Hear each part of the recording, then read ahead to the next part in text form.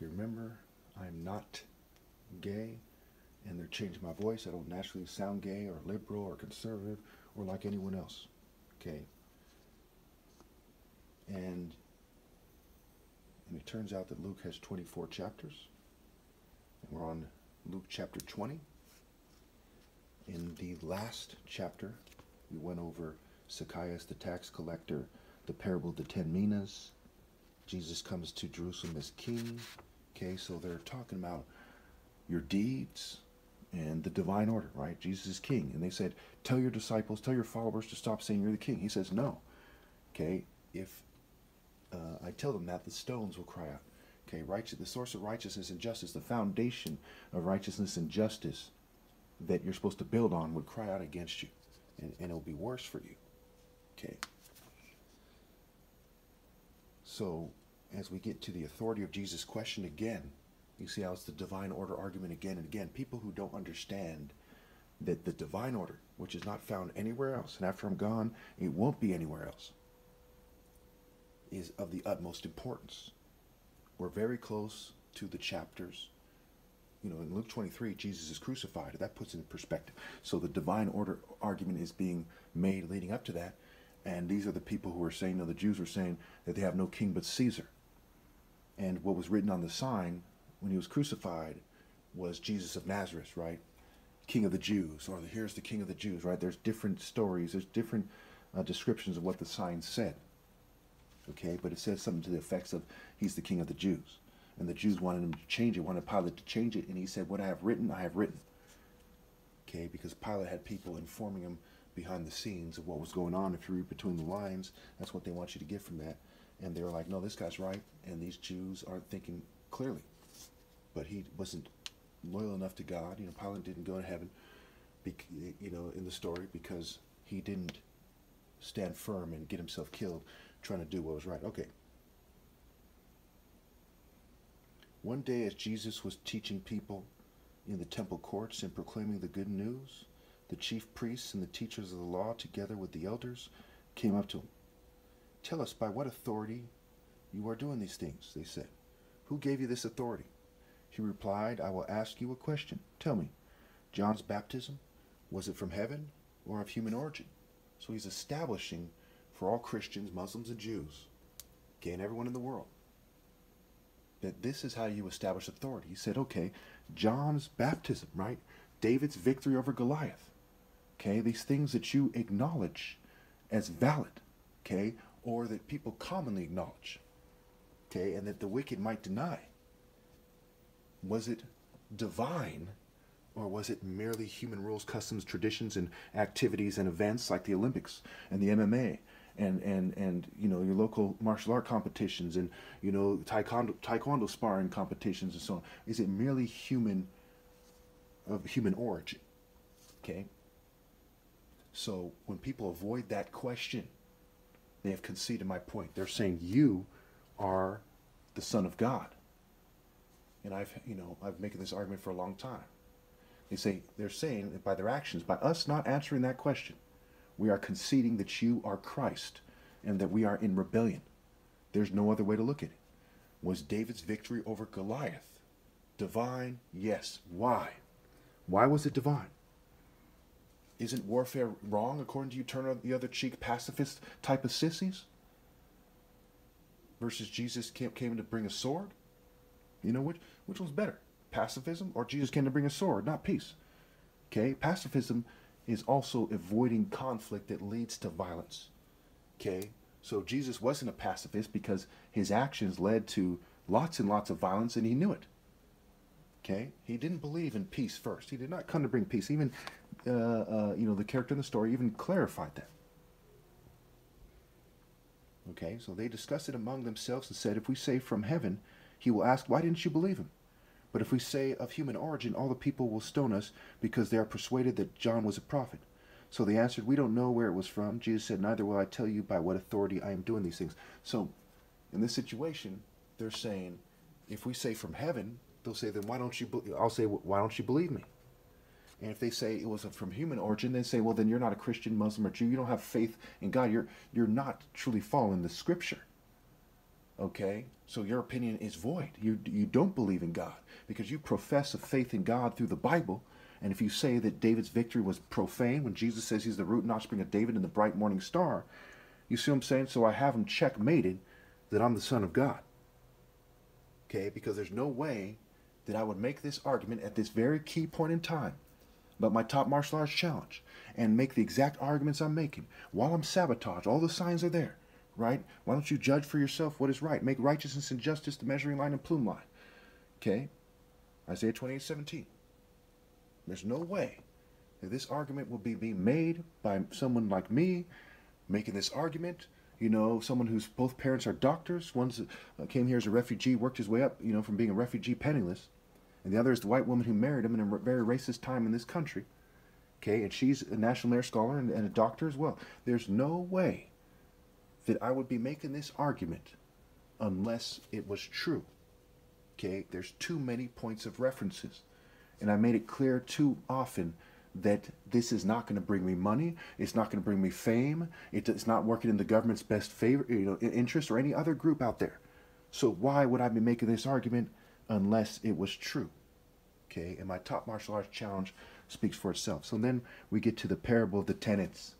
Remember, the Lord is a warrior, the Lord is his name. Exodus 15:3, Isaiah 42:13, Psalm 89, right? God anointed a warrior. It's a warrior spirit. Jesus came to bring a sword. Revelation 19, Psalm 19, right? The son is a symbol of the bridegroom, referred to as a champion, rejoicing to run his course, right? To run in the paths of God's commands. Psalm 119, right? I run in the paths of your commands. Okay? And Psalm 118 is cited in the parable of the tenants. They all come together to prove my point. So he says, okay, I'm going to write all that down. So, you can answer anybody. Everyone watch my videos. If they have any good intention at all, should be writing down my key points so they can say, hey, this is what he was saying. Okay? It's not going to get them to heaven unless they obey God through me and rally to me, but it's at least that, right? So people can understand what has happened here. The parable of the tenants. He went on to tell the people this parable. A man planted a vineyard, rented it to some farmers, and went away for a long time. At harvest time he sent a servant to the tenants so that they would give him some of the fruit of the vineyard. But the tenants beat him and sent him away empty-handed. He sent another servant, but that one also they beat and treated shamefully and sent away empty-handedly. So notice they're treating them shamefully. Obviously, when someone's doing the right thing and say, I'm doing God's work, there's no, well, we're trying to look good. We're trying to maintain the social order like, Zacchaeus the tax collector was before he was redeemed kind of thing. Yeah, it's shameful as it gets. He sent still a third. And they wounded him and threw him out. Then the owner of the vineyard said, what shall I do? I will send my son whom I love. Perhaps they will respect him, right? There's a higher degree of love. These servants, he's like, okay, there's a little bit of love for him. They're serving him, and they're not betraying him, okay? They went to a place where they probably heard that these people got beat up already, and they're like, okay, I'm going to do that work. But he said, this guy I love more, right? This guy's above them. He's his son, okay? He's the heir. And in a different version, they say they will respect him. In this version, okay, in this gospel, they say perhaps they will respect him. It's an interesting discrepancy, right? So what we see here is they want you to think about the respect assigned to the top martial arts ever, right? The Lord is a warrior. The Lord is his name. Like father, like son. People pick figs from the fig tree. It's a warrior tree. The Lord's a warrior, so his son's a warrior. And we see Jesus waging war with righteousness and justice in Revelation 19. He's dodging people, when they're trying to stone him, okay? And he's whipping the money lenders and so on and so forth. Okay. But when the tenants saw him, they talked the matter over. This is the heir, they said. Let's kill him, and the inheritance will be ours. So they threw him out of the vineyard and killed him. He will come. Then he says, what then will the owner of the vineyard do to them? He will come and kill those tenants and give the vineyard to others. Okay, so we see the white Jew and LGBT community, that they're in charge of the process of the world in the profane. They have worldly power. Profane, right? Feign as in faking. Profane, to feign something. Okay? And they're talking about they're the chosen. The Jews say they're chosen. The you know, the whites, you know, Hitler and them and the Klan and all these people right there, the master race and manifest destiny and so on and so forth. Okay, and the LGBT community loves playing theater arts. They love pretending they're important and clicking their heels, talking about their Zeus and Apollo and so on and so forth, Dionysus. Okay, so he says, okay, what will God do to these people and everyone outside the divine order, right? It's the tenets, right? They didn't say, well, one of these tenets isn't as bad as the rest. No, they're all in rebellion. Whoever doesn't gather with me scatters. Okay, so they're all going to hell. Okay? When the people heard this, they said, God forbid.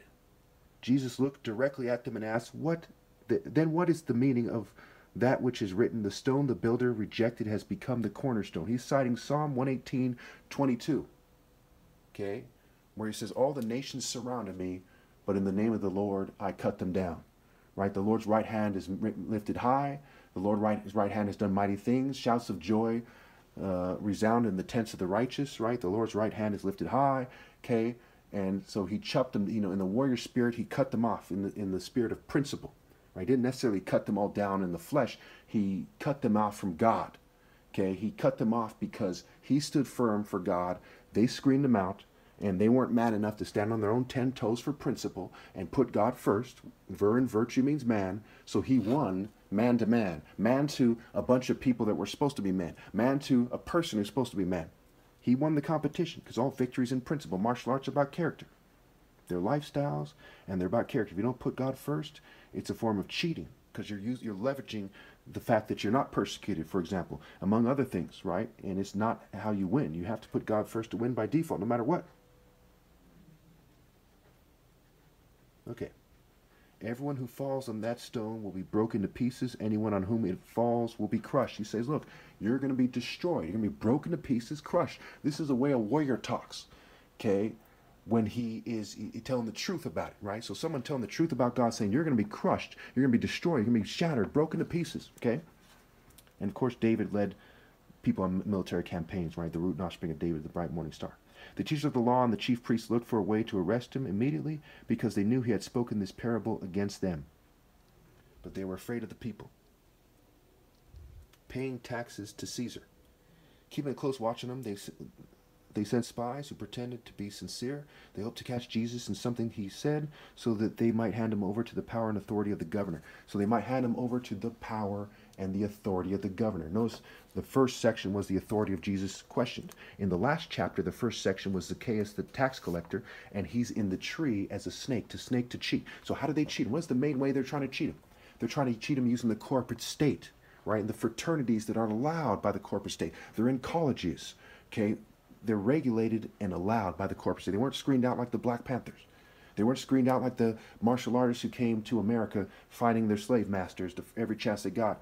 Okay, like in Brazil, you know, North and South America, you know, they were allowed. So they're leveraging allowed cultures when Satan is the god of this world and cops talk about the law of the land, not the law of God, a secular society. That is the main way to cheat. And they didn't hesitate to do it that way. Okay? So they are the ancient serpent, right, in the tree, the sycamore fig tree, the serpent, the devil. Okay? And we see that in Revelation that the stars fall down, and they compare it to figs falling from a tree. Okay, Zechariah, Revelations sheds light on that idea. Okay. So the spies question him, Teacher, we know that you speak and teach what is right, and that you do not show partiality, but teach the way of God in accordance with truth. Is it right for us to pay taxes to Caesar or not? He saw through their duplicity and said to them, Show me a denarius. Whose image and inscription are on it? Okay. Caesar's, they replied. He said to them, Then give back to Caesar what is Caesar's, and to God what is God's. They were unable to trap him in what he had said there in public, and astonished by his answers. They became silent. See how the state was doing God's work. They would give me my rightful place publicly, because that's God's. God's representative is for somebody of God. So they're cheating God as a corporate state, as individual cultures, and collectively, you know, and as individuals. Everyone who doesn't gather with me is scattering, is cheating God out of having his fair representation.